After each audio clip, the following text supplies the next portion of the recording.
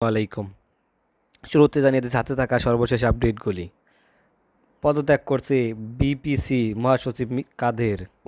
আরও জানিয়ে দিব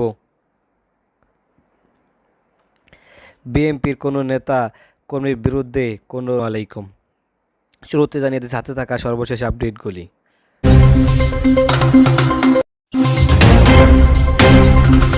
পদত্যাগ করছেন বিপিসি মহাসচিব কাদের। বাংলাদেশ বিসিবি পার্টির বিপিসি মহাসচিব মোহাম্মদ আব্দুল কাদের ব্যক্তিগত কারণ দেখিয়ে পদত্যাগ করলেন। শীঘ্রই তিনি নতুন দলের ঘোষণা দেবে বলে জানিয়েছেন। বৃহস্পতিবার 18 এপ্রিল তিনি দলটির প্রাথমিক সদস্যসহ সব পদের থেকে পদত্যাগ করেছেন। এই কারণের মধ্যে অবহিত পত্র ও দলিল দেখিয়ে চেয়ারম্যান বাবুল সরকারকে চাখারি বাবর পাঠিয়েছেন। বিপিসি থেকে পদত্যাগের বিষয়টি নিশ্চিত করে আব্দুল কাদের জানিয়েছেন শীঘ্রই তিনি নতুন দল ঘোষণা দেবেন।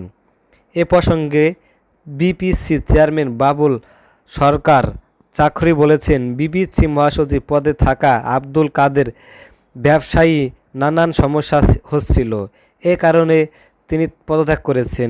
বিপিসি মহাসচিব পদে থেকে পদত্যাগ করার পর আব্দুল কাদের জানান, বাংলাদেশ পিসিবির পার্টির co chairman Rafiqul Islam Khan রনে, president সহ আরও অনেকেই উপস্থিত ছিলেন সেখানে। তাদের দেখিয়ে পদত্যাগ করা হয়েছে। তিনি 2021 সালেই আগস্ট দলটি শৃঙ্খলা ভঙ্গের দায়ে বিবিসি মহাসচিব ARS জাফরুল্লাহ চৌধুরীকে দল থেকে প্রাথমিক সদস্যর সব পর্যায়ে পদ থেকে অব্যাহতি দেওয়া হয়েছিল। এর সঙ্গে প্রেসিডেন্ট সদস্য মোহাম্মদ আব্দুল কাদেরকে দলের ভারপ্রাপ্ত মহাসচিব করা হয়। পরবর্তী সময় তাকে বিপিসি প্রসঙ্গে মহাসচিব করা হয়।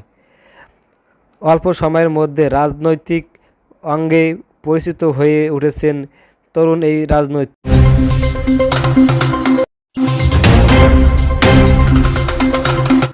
বিএনপি নেতা কর্মীদের বিরুদ্ধে কোনো মামলা রাজনৈতিক নয় জানিয়েছেন আওয়ামী লীগের সভাপতি। প্রধানমন্ত্রী শেখ হাসিনা বলেছেন, সন্ত্রাসী ও অস্ত্র পাচার, গ্রেনেড হামলা, বিভিন্ন অপকর্ম মামলা হয়েছে তাদের বিরুদ্ধে। তারা অপরাধ করেছে, আইনগত ব্যবস্থা নেওয়া হয়েছে। শুক্রবার 19 এপ্রিল সরকারের গণভবন কৃষক লীগের প্রতিষ্ঠানিক বার্ষিক অনুষ্ঠানে নেতা কর্মীদের সঙ্গে শুভেচ্ছা বিনিময় অনুষ্ঠানে তিনি একথা বলেছেন। আওয়ামী লীগের প্রধান শেখ হাসিনা বলেছেন, আজকের বিএনপি সব জায়গায় কান্নাকাটি বলছে তাদের বিরুদ্ধে মামলা। তাদের জিজ্ঞাসা করতে হবে মামলাগুলো কিসের মামলা। সন্ত্রাসী, অস্ত্র পাচার, গ্রেনেড হামলা সহ বিভিন্ন অপরাধীদের কারণে তাদেরকে এই মামলায় আওতায় আনা হয়েছে। সেটা কোনো বাস্তবতার তিনি বলেছেন। তা তিনি 3800 গাড়ি পুড়িয়েছেন, বাস, লঞ্চ, রেল পুড়িয়েছেন। তাদের বিরুদ্ধে মামলা হবে না তো কি হবে? ওদের বিরুদ্ধে কোনো মামলা তো পলিটেকনিক্যাল রাজনৈতিক মামলা না। প্রত্যেকটা মামলা হচ্ছে সন্ত্রাসীর মামলা।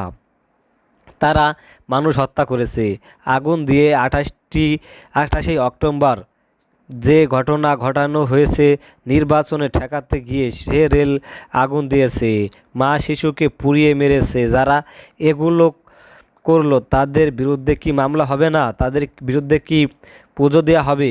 এসব মামলার বিচার চলাকালীন আরও দ্রুত শেষ করে জড়িতদের শাস্তি দেওয়া বলে মন্তব্য করেছেন প্রধানমন্ত্রী। আওয়ামী